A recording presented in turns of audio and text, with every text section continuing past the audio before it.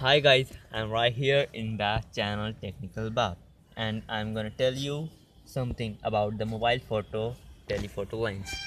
First of all, I want to make sure that you see it, and let me tell you the specification of this mobile telephoto lens.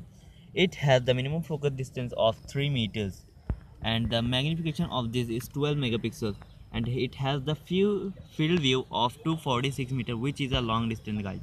It has the angle of view of 70 degree, and its size is 33 into 94 millimeter, which is not that much big if you are thinking.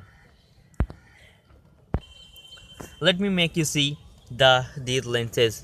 This is the this is the lens where you can view, and this is the lens which you can fix at your camera, and it has adjustable lens which you can by which you can adjust the size and the length of the and the blurriness of the view.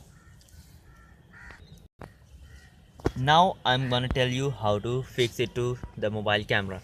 This is its clip which you can fix like this. This is where you can fix, and right here, and this we have fixed the clip. And now how we can fix it to phone. This is a LTV phone, and have a pretty good camera.